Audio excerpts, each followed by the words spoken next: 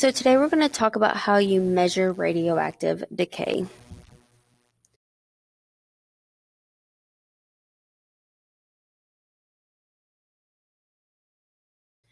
What does radioactive mean? So you need to know that radioactive is emitting or giving off radiation or ionized particles. The rate of radioactive decay. So half-life measures the rate of radioactive decay. We've already mentioned this earlier, but you do need to type it in again for this section just so you know. It is the time required for half of the radioactive sample to decay, which is why it's called half-life. So it's basically how long it takes for half of its life to pass. The half-life for a radioactive element is a constant rate of decay. Decay curves show the rate of decay for radioactive elements. And the curve shows the relationship between half-life and the percentage of original substance remaining. And here is a picture of a chart. So you notice that as you go half the time, the number of half-lives, the number cuts in half. I'm going to do some demonstrations for you guys in the lab section to kind of help you visualize what this is talking about. So in summary, a half-life is the length of time required for half of the nucleus in a sample of a radioactive isotope to decay into its products. So how this is used in the medical field, there are different radioactive isotopes that has certain half-lives that are used in different areas of the body, as you can see in this chart. How to solve half-life problems. You will need to write these steps down. So step 1, write a chart like below. One side you will have a time or half-lives, and this side always starts with 0 because time always starts with 0 when you start counting. And then the other side you have the amount. Step 2, the time side. So you add how long the half-life is to the number above it. You stop where they are asking for. And in step 3, on the amount side, you always divide the starting amount in half or by 2 to get the next amount. You stop where they are asking for. Make sure you include units so you know what you're talking about. So I want to do some examples for half-lives with you all on the whiteboard just to kind of show you how to work through them. So now I'm going to do some practice for half-life problems, some examples. So our first example, the questions that you'll have will be worded kind of like this. If I start with 400 milligrams of an isotope and it has a half-life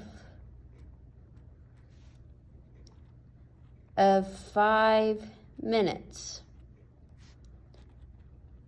how much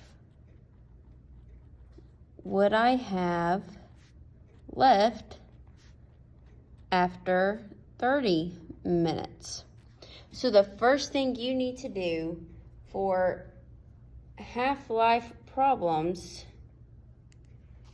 is make your chart, just like a little T-chart. On one side, you'll put time, and on the other side, you'll put amount.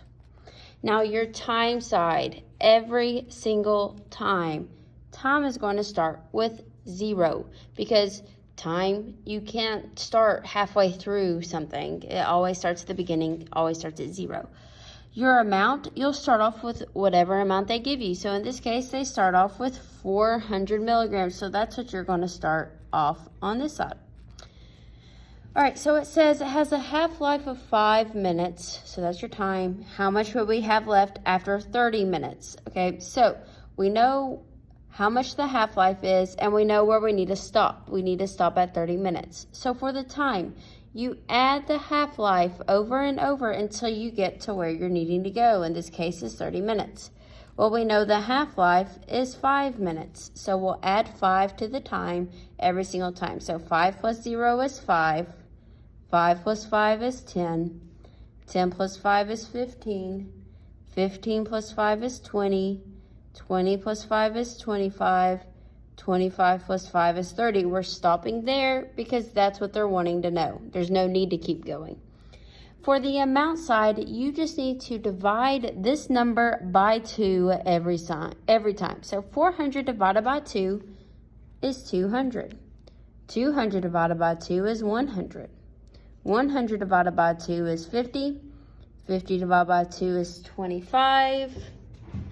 Grab my calculator to double check my work. Sorry for the loud noise of the drawer.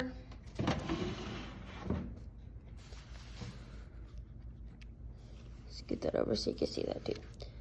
All right, so 25 divided by 2 is 12.5. 12.5 divided by 2 is 6.25. All right, so this is what we need to know. Make sure you use your units. So after 30 minutes, we will have 6.25 milligrams. You use whatever unit they started off with. So that's the first example of half-life. So let's do one more. I'll give you a second. Pause it right here if you need to see the work. If you're not sure how I got this, let me know and I can maybe explain it a little differently to you or show you more examples. All right, so the next example. If I have a radioactive substance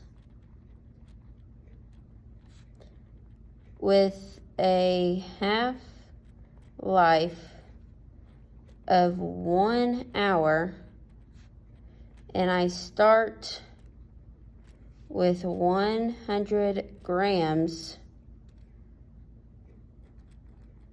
how long would it take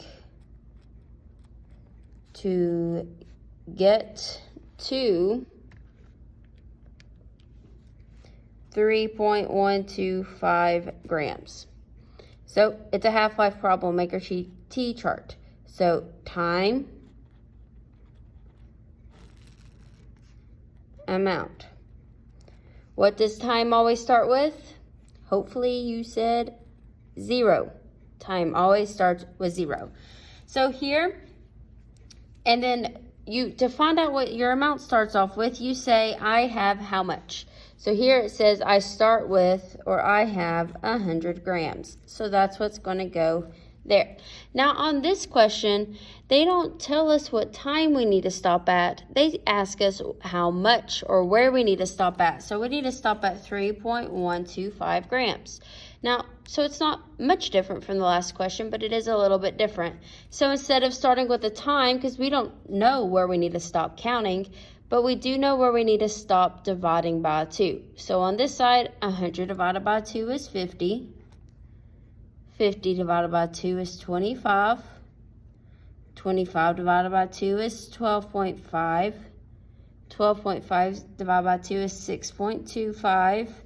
6.25 divided by 2 is 3.125. Oh wait, that's where we need to stop. So don't go any further. So now on the time side, we just need to add the half-lives until we get to this number. So our half-life is 1 hour. Oh, that'll be easy. So 0 plus 1 is 1. 1 plus 1 is 2. 2 plus 1 is 3. 3 plus 1 is 4. 4 plus 1 is 5. So it would be 5 half-lives or 5 hours equals 3.125 grams. All right, if you're still confused or still not sure what to do or how to do this, let me know. I could do more examples. I can walk through it a little bit differently with you to help you understand. If you have any questions, let me know, and I hope you have a great day. And once you're done with that, you will need to answer the half-life practice problems on slide 8.